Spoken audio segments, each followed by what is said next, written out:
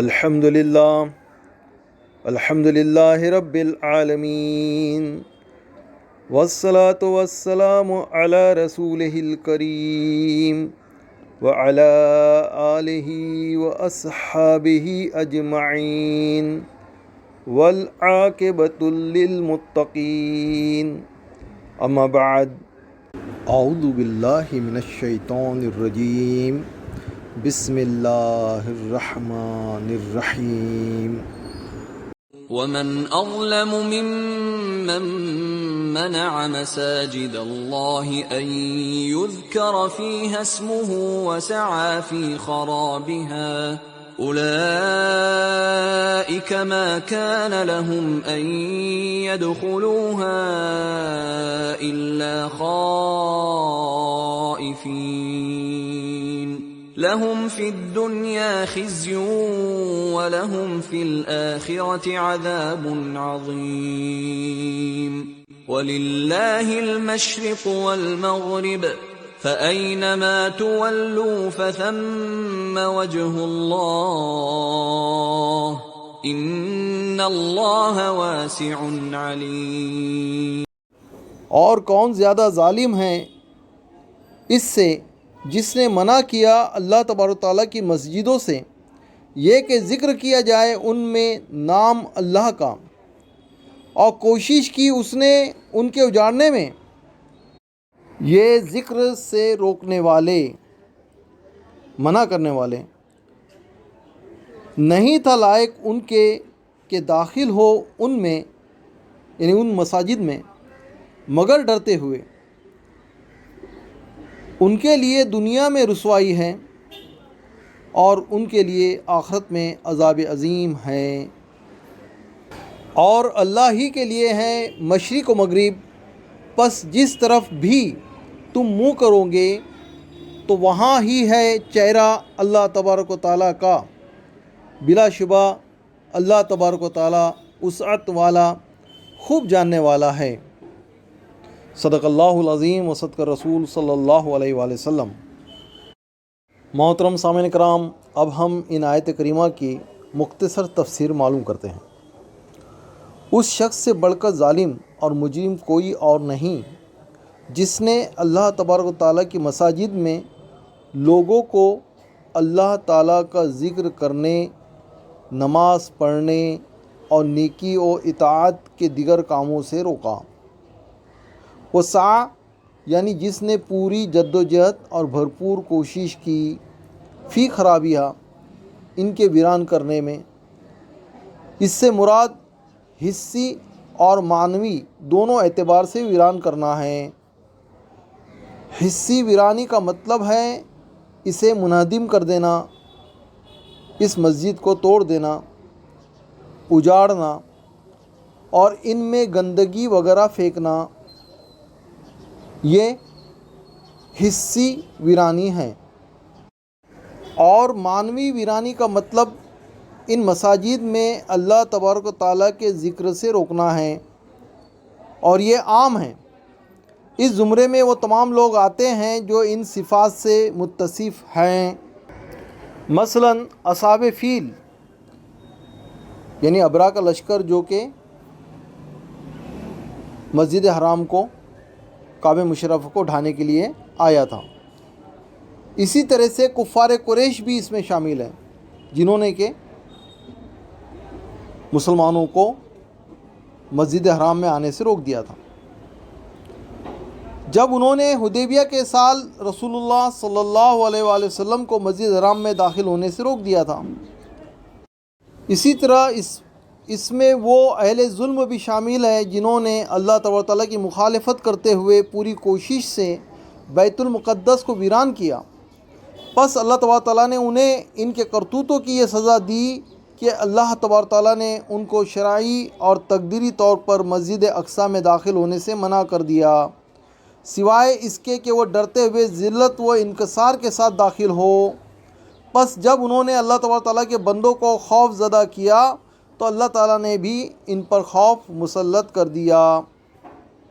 اسی طرح اس میں تا قیامت وہ تمام اہل ظلم شامل ہوتے رہیں گے جو اللہ تبارک تعالیٰ کی مساجد کو اجاڑنے کی کوشش کریں گے، اسے ڈھانے کی کوشش کریں گے اور اس میں مسلمانوں کو نماز پڑھنے سے روکتے رہیں گے۔ مشرکین مکہ نے رسول اللہ صلی اللہ علیہ وآلہ وسلم کو مسجد حرام میں داخل ہونے سے روک دیا، مگر تھوڑا ہی عرصہ گزرا کہ اللہ تعالیٰ نے رسول اللہ صلی اللہ علیہ وآلہ وسلم کو مکہ فتح کرنے کی اجازت مرحمت فرما دی اور مشرکین کو اللہ تعالیٰ نے اپنے گھر کے قریب جانے سے منع کر دیا۔ چنانچہ فرمایا، یا ایھا الذین آمنوا انما المشرکون نجس فلا یقربوا المسجد الحرام بعد عامہم ھذا۔ سورہ توبہ کی آیت ہے 28 کہ اے ایمان والو، مشرکین تو ناپاک ہے، اس سال کے بعد وہ مسجد حرام کے قریب بھی نہ جائے۔ اصحاب فیل کا جو حشر ہوا، اللہ تعالیٰ نے قرآن مجید میں سورہ فیل میں اس کا ذکر فرمایا ہے کہ نصرانیوں پر اللہ تعالیٰ نے اہل ایمان کو مسلط فرمایا اور انہوں نے ان کو جلا وطن کر دیا۔ اسی طرح ہر وہ شخص جو ان جیسی صفات رکھتا ہے وہ اس سزا سے اپنا حصہ وصول کرے گا۔ اسی طرح ہر وہ شخص جو ان جیسی صفات رکھتا ہے وہ اس سزا سے اپنا حصہ ضرور وصول کرے گا۔ یہ بہت بڑی نشانیاں ہیں جن کے واقع ہونے سے پہلے ہی باری تعالیٰ نے آگاہ فرما دیا، اور یہ اسی طرح واقع ہوئی جس طرح اس نے خبر دی تھی۔ اس آیت کریمہ سے اہل علم نے یہ استدلال کیا ہے کہ کفار کو مساجد میں داخل نہ ہونے دیا جائے۔ فرمایا، لہم فی الدنیا خزی، یعنی ان کے لیے دنیا میں رسوائی ہے، وہ لہم فی الآخرۃ عذاب عظیم، اور آخرت میں بڑا عذاب ہے۔ جب اللہ تبارک تعالیٰ کی مساجد میں اللہ کے ذکر سے روکنا سب سے بڑا ظلم ہے، تو اسی طرح مساجد کو حصی اور معنوی اعتبار سے آباد کرنے والے سے بڑا ایمان والا کوئی بھی نہیں۔ جب اللہ تبارک تعالیٰ کی مساجد میں اللہ کے ذکر کرنے سے روکنا سب سے بڑا ظلم ہے، تو اسی طرح مساجد کو حصی اور معنوی اعتبار سے آباد کرنے والے سے بڑا ایمان والا کوئی نہیں۔ جیسا کہ اللہ تعالیٰ فرماتا ہے، انما یعمر مساجد اللہ من آمن باللہ والیوم الآخر۔ اللہ کی مساجد کو تو وہی لوگ آباد کرتے ہیں جو اللہ اور یوم آخرت پر ایمان رکھتے ہیں۔ بہت بڑی خوشخبری ہے ان لوگوں کے لیے ان آیتوں میں جو مساجد کو تعمیر کرتے ہیں اور اس کا رکھ رکھاؤ کرتے ہیں، اس کو مینٹین کرتے ہیں، اس کی صاف صفائی کرتے ہیں۔ بہت بڑی بشارت ہے یہاں پر ان کے لیے۔ بلکہ اللہ تبارک تعالیٰ نے حکم دیا ہے کہ اس کے گھروں کو بلند کیا جائے اور ان کی تعظیم و تکریم کی جائے۔ چنانچہ اللہ تبارک تعالیٰ نے فرمایا، سورہ نور کی آیت ہے آیت نمبر 36، جس کا مفہوم ہے کہ ان گھروں میں جن کے بارے میں اللہ تعالیٰ نے حکم دیا ہے کہ ان کو بلند کیا جائے اور وہاں اس کے نام کا ذکر کیا جائے۔ مساجد سے متعلق بہت سے احکام ہیں جن کا خلاصہ ان آیات کے اندر مضمر ہے۔ وَلِلَّهِ الْمَشْرِقُ وَالْمَغْرِبُ، اللہ تبارک تعالیٰ ہی کے لیے ہے مشرق اور مغرب۔ اللہ تبارک تعالیٰ نے یہاں مشرق و مغرب کا خاص طور پر ذکر کیا کیونکہ یہ روشنی کے طلوع ہونے اور غروب ہونے کے لحاظ سے اللہ تعالیٰ کی آیات عظیمہ کا محل و مقام ہے۔ اللہ تبارک تعالیٰ نے یہاں پر مشرق و مغرب کا کیوں ذکر کیا؟ کیونکہ یہ روشنی کے طلوع ہونے اور غروب ہونے کے لحاظ سے اللہ تعالیٰ کی آیات عظیمہ کا محل و مقام ہے۔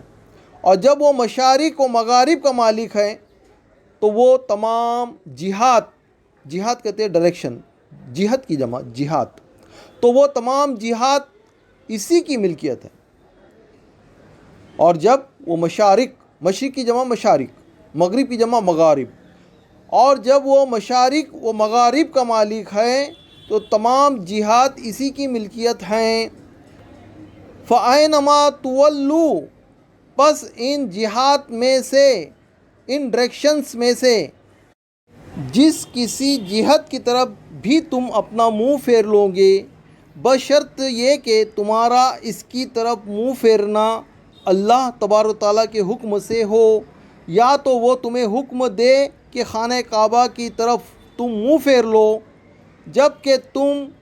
جبکہ پہلے تم بیت المقدس کی طرف رخ کر کے نماز پڑھنے کے پابند تھے، یا سفر میں تمہیں سواری کے اوپر نماز پڑھنے کا حکم دیا جائے، اس صورت میں اس کا قبلہ وہی ہوگا جس کی طرف وہ منہ کرے گا، یا انجان جگہ میں قبلے کا رخ معلوم نہ ہو، پس اپنے اندازے سے نماز پڑھ لی، بعد میں معلوم ہوا کہ اندازہ غلط تھا، یا کسی بیماری وغیرہ کی وجہ سے قبلہ رخ ہونا مشکل ہو، ان تمام صورتوں میں وہ یا تو معمور ہے، یعنی اللہ کے حکم پر قبلے کی طرف رخ کرنے والا ہے، یا معذور ہے۔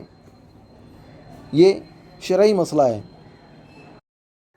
اس مسئلے کو اچھی طرح سمجھ لیجئے کہ پس ان جہات میں سے، ان ڈائریکشنز میں سے جس کسی جہت کی طرف بھی تم اپنا منہ پھیر لو گے، بشرط یہ کہ تمہارا اس کی طرف منہ پھیرنا اللہ تبارک تعالیٰ کے حکم سے ہو، یا تو وہ تمہیں حکم دے کہ خانہ کعبہ کی طرف تم منہ پھیر لو، جبکہ پہلے تم بیت المقدس کی طرف رخ کر کے نماز پڑھنے کے پابند تھے، یا سفر میں تمہیں سواری کے اوپر نماز پڑھنے کا حکم دیا جائے، اس صورت میں اس کا قبلہ وہی ہوگا جس کی طرف وہ منہ کرے گا، یا انجان جگہ میں قبلے کا رخ معلوم نہ ہو، پس اپنے اندازے سے نماز پڑھ لی، بعد میں معلوم ہوا کہ اندازہ غلط تھا، یا کسی بیماری وغیرہ کی وجہ سے قبلہ رخ ہونا مشکل ہو، ان تمام صورتوں میں وہ یا تو معمور ہے، یعنی اللہ کے حکم پر قبلے کی طرف رخ کرنے والا ہے، معمور ہے، اجازت دیا گیا ہے، یا پھر معذور ہے۔ ہر حال میں بندہ جس جہت کی طرف بھی منہ کرتا ہے، وہ جہت اللہ تبارک تعالیٰ کی ملکیت سے باہر نہیں۔ فَتَمَّ وَجْهُ اللَّهِ إِنَّ اللَّهَ وَاسِعٌ علیم، جدھر بھی تم رخ کرو ادھر ہی اللہ تبارک و تعالیٰ کا چہرہ مبارک ہے، بے شک اللہ وسعت علم والا ہے۔ اس آیت کریمہ میں اللہ تبارک تعالیٰ کے چہرے کا اثبات ہوتا ہے، مگر جیسے اس کی ذات اقدس کے لائق ہے۔ اللہ تبارک تعالیٰ کا چہرہ ہے مگر مخلوق کے چہروں کے مشابہ نہیں۔ اللہ تعالیٰ اس مشابہت سے بلند و برتر ہے، وہ وسیع فضل اور عظیم صفات کا مالک ہے، اور تمہارے سینوں کے بھید اور نیتوں کو جاننے والا ہے۔ اس نے وسعت علم و فضل کی بنا پر تمہارے لیے احکام میں وسعت بخشی ہے، اور تم سے معمورات کو قبول فرمایا۔ معمور کی جمع معمورات، معمور کا مطلب ہوتا ہے اجازت دیا گیا، اور تم سے معمورات کو قبول فرمایا۔ ہر قسم کی حمد و ثنا اور شکر صرف اسی ذات پاک کے لیے ہیں۔ صدق اللہ العظیم و صدق رسول صلی اللہ علیہ وآلہ وسلم، وآخر دعوانا ان الحمد للہ رب العالمین۔